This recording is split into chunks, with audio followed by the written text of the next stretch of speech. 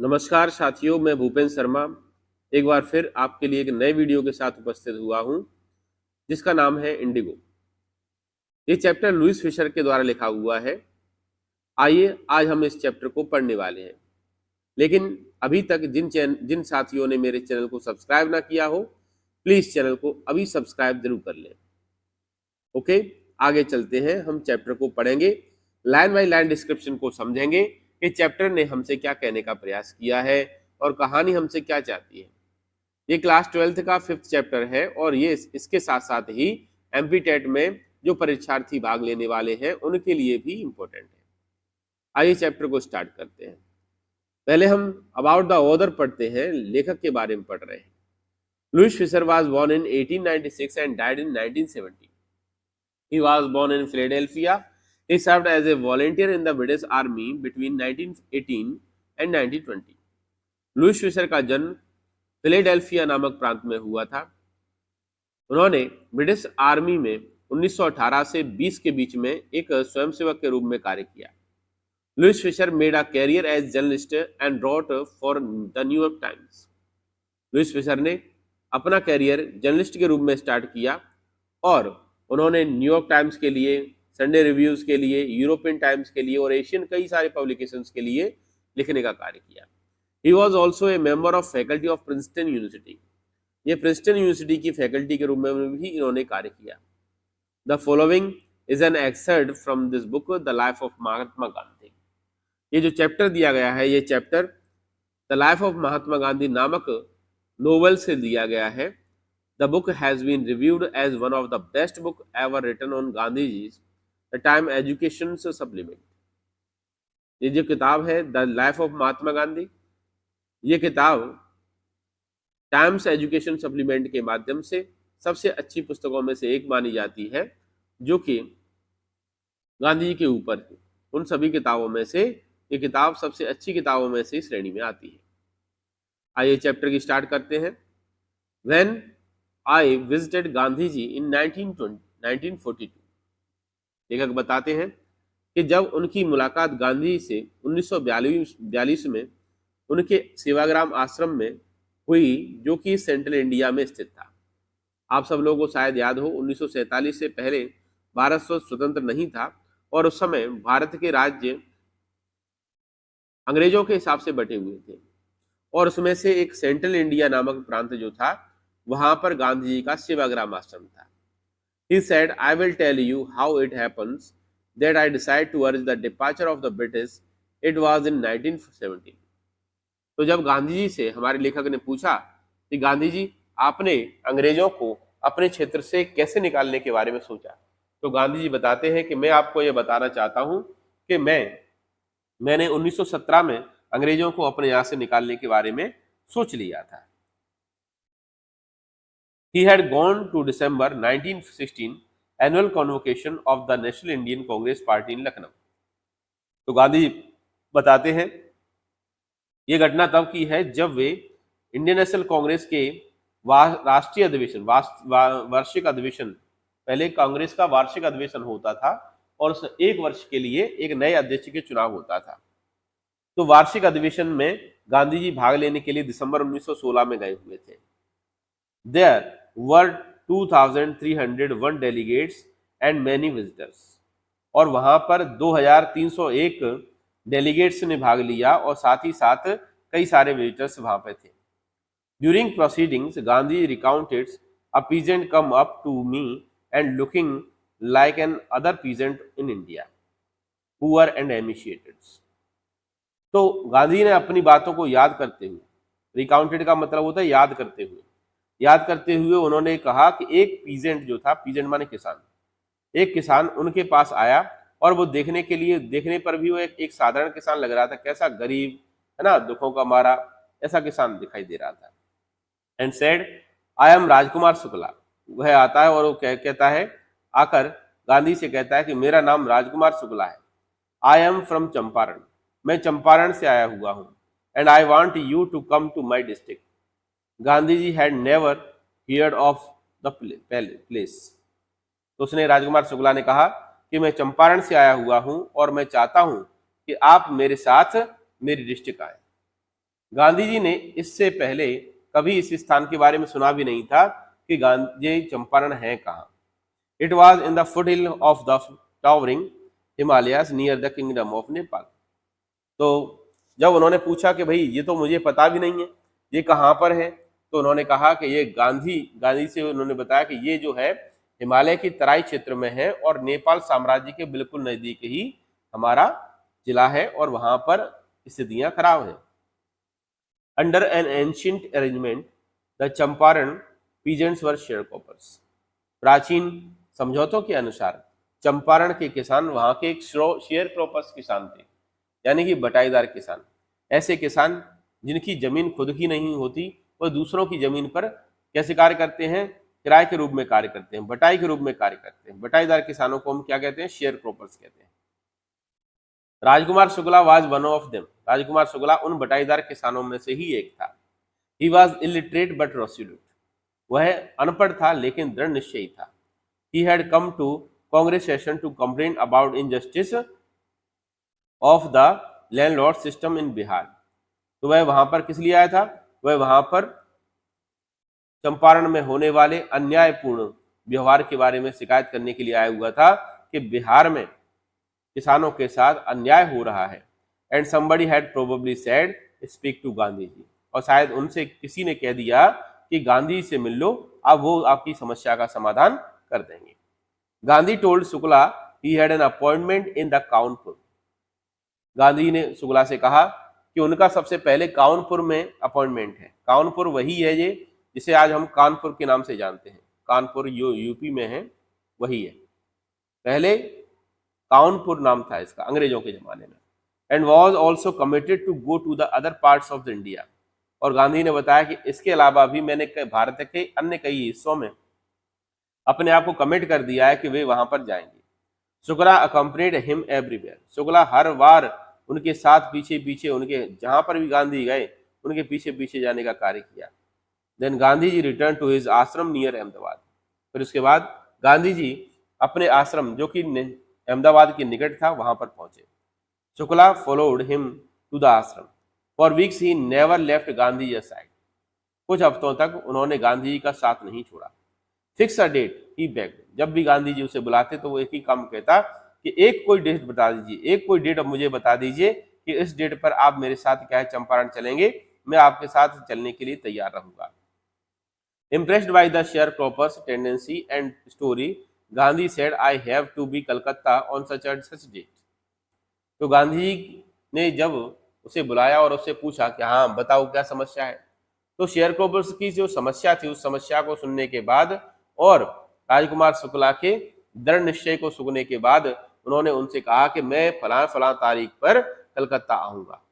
Such and such date का मतलब होता है कुछ निश्चित तारीख उन्होंने बताई होगी, उस निश्चित तारीख को उन्होंने उसे कहा कि आप वहां उस तारीख को वहां पर आ जाइए। Come and meet me and take me from there. उन्होंने कहा वहां आ जाइए और आकर मुझे अपने साथ ले जाइए जहां पर तुम्हें ले जाना है। Month past, Shukla was sitting on the haunches at the appointing spot of the Calcutta when Gandhi ji arrived. दिन गुजरते गए और महीने गुजर गए और महीने गुजरने के बाद शुक्ला वहीं पर जहां पर गांधी जी ने उसे बताया था कि भाई मैं कलकत्ता में फला फला डेट पर आऊंगा, तो वहां पर वो हॉन्चेस पे बैठे हुआ वहां पर दिखाई दिया। जहां पर गांधी जी पहुंचे तो उन्होंने देखा कि ये राजकुमार शुक्ला यहाँ पर बैठा हुआ है। He waited till Gandhi ji was free. उसने तब तक वहां पर बैठ के इंतजार किया जब तक गांधी जी फ्री नहीं हो गए। Then the two of them boarded a train for the city of Patna in Bihar. फिर दोनों ही लोग ट्रेन में बैठकर कहां पर, पटना के लिए निकल गए जो कि बिहार की राजधानी थी, आज भी है बिहार की राजधानी। Then Shukla led him to the house of a lawyer named Rajendra Prasad. फिर उसके बाद राजकुमार शुक्ला पटना पहुंचने के बाद गांधी जी को एक लॉयर के घर लेके गया जिसका नाम था Rajendra Prasad, who later became the president of the Congress party and of India. ये वही राजेंद्र प्रसाद हैं जो राजेंद्र प्रसाद भारत के पहले राष्ट्रपति बने और कांग्रेस पार्टी के अध्यक्ष भी रहे। Rajendra Prasad was out of town but the servants knew Shukla as a poor human who pestered their masters to help the indigo sharecroppers. Rajendra Prasad शहर से बाहर गए हुए थे, लेकिन जो सर्वेंट्स थे, सर्वेंट अच्छी तरह जानते थे कि राजकुमार शुक्ला कौन है, कि राजकुमार शुक्ला एक छोटा सा किसान है जो उनके मालिक को परेशान करता रहता है, उनके मालिक से ये कहता रहता है कि मालिक हमारे इंडियन शेयर क्रॉपर्स की मदद कीजिए। So they let him stay on the grounds with his companion, इसलिए उन्होंने गांधी जी के साथ में, राजकुमार शुक्ला के साथ में जो गांधी जी थे, उन गांधी जी को भी वहां पर जमीन पर बैठने के लिए कह दिया था। Gandhi ji whom they took बीज अनर पीजेंट्स, गांधी जी भी वहां पर कैसे लग रहे थे, दूसरे कोई किसान की तरह दिखाई दे रहे थे। But Gandhi ji was not permitted to draw waters from the well lest some drop of the word drops from the bucket of the full entire source. How did they know he was not an untouchable? तो गांधी जी को भी यहीं पे जमीन पे बैठने के लिए उनसे कह दिया कि भाई आप बैठ सकते हो, इंतजार कर सकते हो, आप जब आ जाए तब चले जाना, लेकिन तब तक आप बैठ सकते हो। लेकिन उन्होंने राजेंद्र प्रसाद जी के यहाँ पे जो कुआं बना हुआ था, उस कुएं से पानी नहीं लेने दिया गया। क्यों? क्योंकि उन्हें ऐसा लगता था कि क्या हो सकता है कि अगर इनके द्वारा पानी निकालते समय पानी की कुछ बूंदें भी अगर कुएं में गिर गईं तो पानी प्रदूषित हो जाएगा। गांधी जी का ऐसा मानना था कि उन्हें कैसे पता चलता कि मैं अनटचेबल हूं कि नहीं हूं, है ना। Gandhi decide to go first to Muzaffarpur. उसके बाद गांधी ने निश्चय किया कि वे सबसे पहले कहाँ जाएंगे, मुजफ्फरपुर जाएंगे, which was en route to Champaran to obtain more complete information about the condition than Shukla was capable of the imparting. तो गांधी ने निश्चय किया कि पहले वो चंपारण न जाते हुए पहले मुजफ्फरपुर जाएंगे, जो कि चंपारण के एन रूट का मतलब होता है रास्ते में, एन रूट का मतलब होता है रास्ते में, बीच में जो पड़ता है। जैसे कोई व्यक्ति कहीं पर जा रहा है और बीच में कोई शहर मिल जाए तो वो उसी रास्ते से जाने वाला जो बीच में मिलने वाला शहर जो होता है उसे एन रूट कहते हैं। ठीक है, उम्मीद है समझ में आया होगा। एन रूट टू चंपारण क्यों गए? To obtain more complete information about the condition then Shukla was capable of imparting. Imparting का मतलब होता है पूरी तरह से देने में अक्षम था। तो गांधी चाहते थे कि पूरी तरह से जानकारी उन्हें प्राप्त हो जाए, इसलिए उन्होंने क्या है, पहले मुजफ्फरपुर जाने के बारे में सोचा। He accordingly send a telegram to professor J B. Kripalani of the arts college in Muzaffarpur. उन्होंने इससे पहले ही क्या कर दिया, टेलीग्राम भेज दिया। किसके लिए? जे.बी. कृपलानी जी के लिए टेलीग्राम भेज दिया, जो कि मुजफ्फरपुर में एक आर्ट कॉलेज के प्रोफेसर थे, whom he had seen at Tagore Shanti Niketan ashram. तो जिनसे क्या है, जे.बी. कृपलानी जी से गांधी जी की पहले ही मुलाकात टैगोर के शांति निकेतन स्कूल में हो चुकी थी। The train arrived at midnight 15 अप्रैल 1917। जो ट्रेन जो थी वो मुजफ्फरपुर 15 अप्रैल 1917 में पहुंची। Kripalani was waiting at the station with a large bodies of student. J B. Kripalani ji आधी रात के समय भी छात्रों की बहुत अधिक संख्या के साथ गांधी का वहां पर इंतजार कर रहे थे। Gandhi stays there for 2 days in the home of professor Malkani, a teacher in the government school. It is an extraordinary thing in those days. Gandhiji commented, for a government professor to harbor a man like me in smaller localities in Indian were afraid to show their sympathy of the advocates of home rule. Gandhi ji कहते हैं कि मैं 2 दिन तक professor Malkani जी के यहाँ पे रखा, जो कि एक गवर्नमेंट टीचर थे।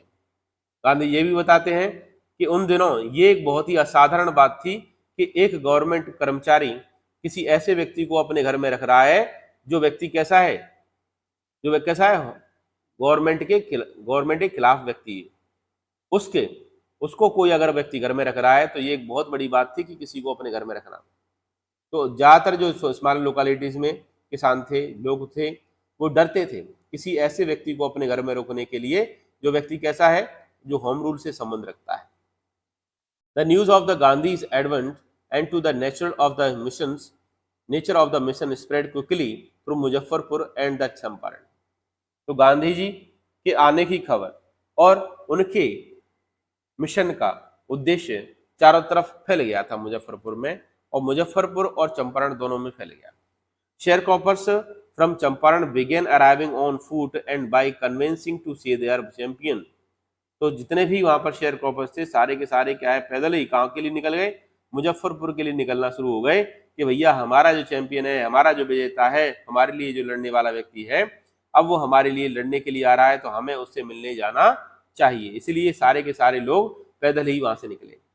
Muzaffarpur lawyers called to Gandhi to brief him, they frequently represent the peasants group in the court. Muzaffarpur के लॉयर्स के साथ गांधी जी की हल्की सी मुलाकात हुई और उसमें उन्होंने बताया कि किस प्रकार से उनके केस कोर्ट में चल रहे हैं। They told him about their cases and reported the size of the fees. जितने भी वहां पे वकील थे उन सभी वकीलों ने यह भी बताया कि किस प्रकार से वो कोर्ट में केस चल रहे हैं और उनसे वो कितनी फीस वसूल करते हैं। किससे? शेयर क्रॉपर्स से।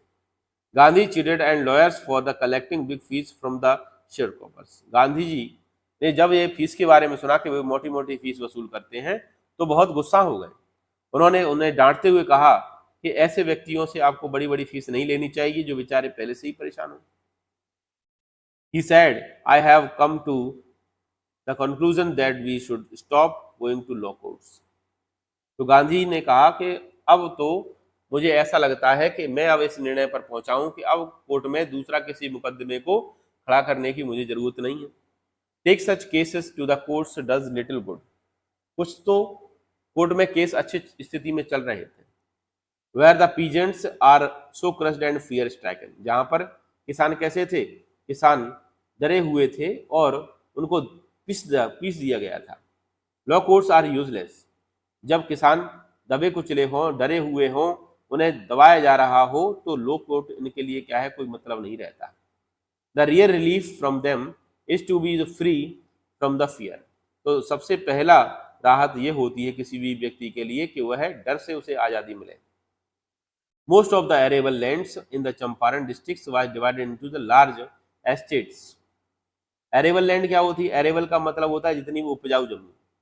तो ज्यादातर जो चंपारण की जो उपजाऊ भूमि थी, वो चंपारण की उपजाऊ भूमि बड़े बड़े स्टेट्स में यानी कि जागीरों में बटी हुई थी, जो कि उस समय के इंग्लिशमैन जो थे वो उसके ओन करते थे। Worked by Indian tenants. और वहां पर क्या करते थे? इंडियन टेनेंट्स कार्य करते थे। टेनेंट्स का मतलब होता है किराएदार। वे व्यक्ति जो जमीन को किराए से लेते हैं और उस पर काम करते हैं उसे टेनेंट्स कहते हैं। तो पहले टेनेंट्स के रूप में कार्य करते थे। The chief commercial crop was Indigo. उस समय चीफ कॉमर्शियल क्रॉप जो थी वो इंडिगो थी। इंडिगो मतलब नील की खेती थी। The landlords compelled all tenants to plant 3/20 or the 15% of their holdings with the indigo and surrender the entire indigo harvest as rent. जो भी लैंडलॉर्ड्स होते थे वो सारे के सारे लैंडलॉर्ड्स उन सभी किसानों को जबरन कितना कराते थे?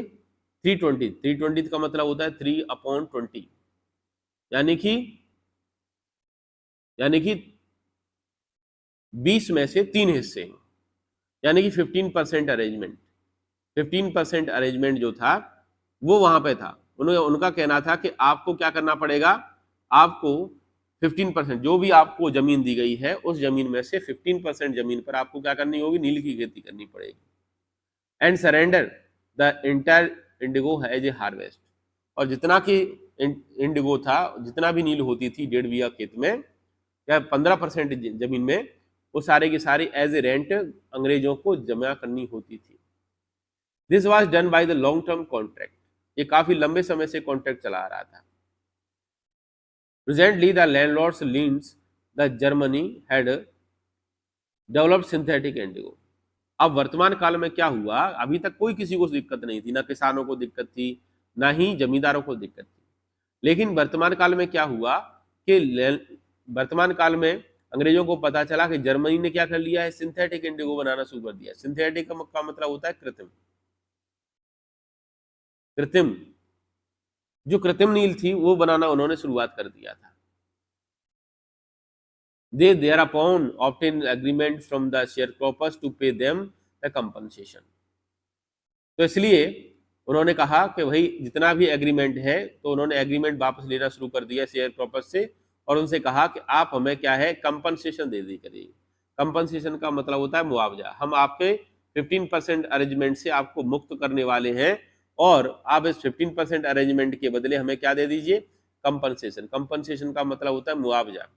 ठीक है, being released from the 15% arrangement. तो 15% अरेंजमेंट को वो खत्म करना चाहते थे। क्यों खत्म करना चाहते थे? क्योंकि जर्मनी ने सिंथेटिक इंडिगो को पैदा कर लिया था, डेवलप कर लिया था, और इस वजह से नेचुरल इंडिगो की जो रेट थी वो डाउन हो गई थी, और डाउन होने के कारण इसे कोई मतलब नहीं निकलता था। इसलिए उन्होंने इसके बारे में सोचा कि इसको खत्म करने के बाद जो अब पैसा लिया करेंगे। The share cropping arrangement was erection to the peasants. Share cropping arrangement जो था न्यू वाला, कुछ किसानों के लिए था कैसा? तब बुरा था। इरेक्शन का मतलब होता है बुरा, खराब, ठीक है, उनके लिए अच्छा नहीं था। एंड मैनी साइंड विलिंगली, और लेकिन कुछ किसानों ने क्या खुशी खुशी से साइन कर लिए। Those who resisted engage lawyers and the landlords hired thugs. जिन लोगों ने इसका विरोध किया, रेसिस्टेड का मतलब होता है विरोध करना, जिन लोगों ने इसका विरोध किया तो उन्होंने क्या किया, जिन्होंने विरोध किया उन्होंने लॉयर्स रख लिए, यानी कोर्ट में केस खड़े कर दिए।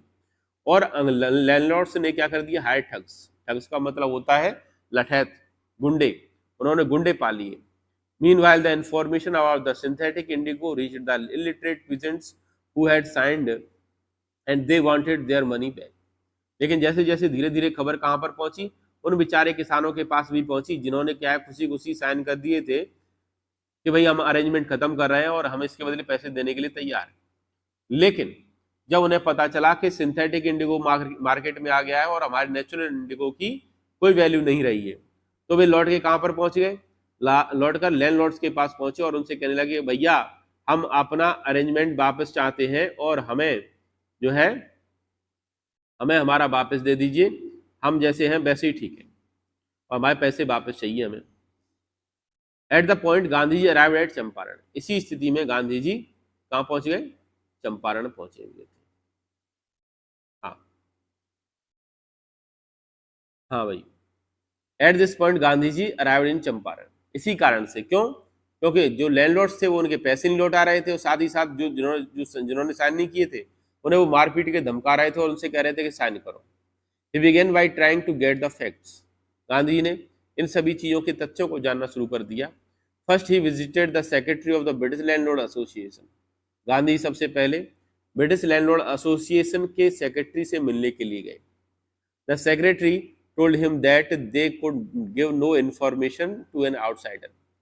उस सेक्रेटरी ने गांधी से कहा कि वे किसी बाहरी व्यक्ति को इनके बारे में सूचना नहीं दे सकते। Gandhi ji answered that he was no outsider. Gandhi ने उत्तर दिया कि वो कोई बाहरी व्यक्ति नहीं है। Next Gandhi ji called a British official commissioner to the Tirhut division in which the Champaran district lay. फिर उसके बाद क्या हुआ, फिर उसके बाद गांधी जी को ब्रिटिश ऑफिशियल ऑफ कमिश्नर ने अपने यहाँ पर बुलवाया, जो कि तिरहुत डिवीजन था, तिरहुत संभाग था। वह संभाग जिसमें चंपारण डिस्ट्रिक्ट आता था, उसी संभाग के कमिश्नर ने गांधी जी को बुलवाया। Gandhi ji reports proceed to bully me and advised me forthwith to leave Tirhut.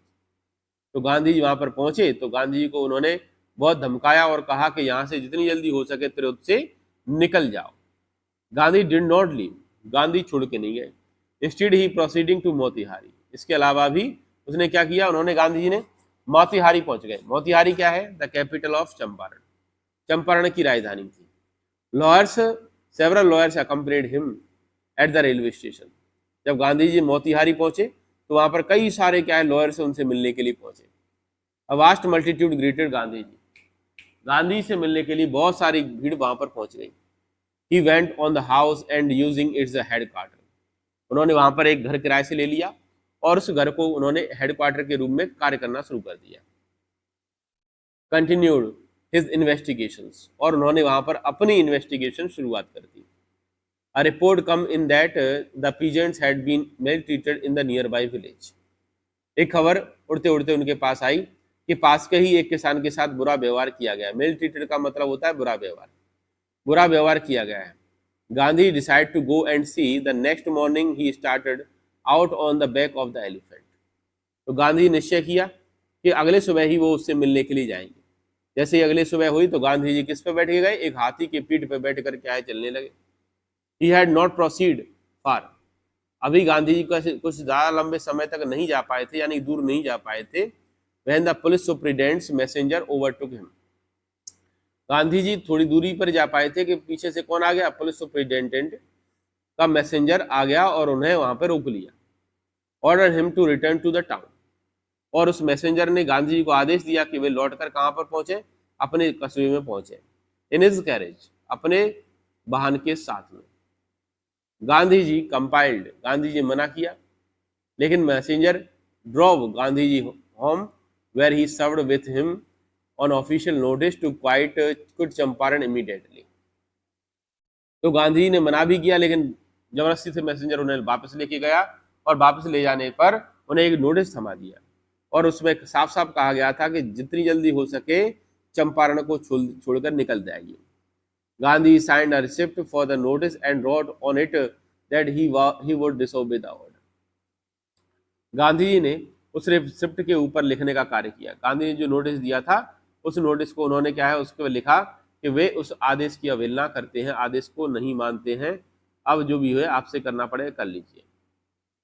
In consequence Gandhi received a summon to appear in the court next day.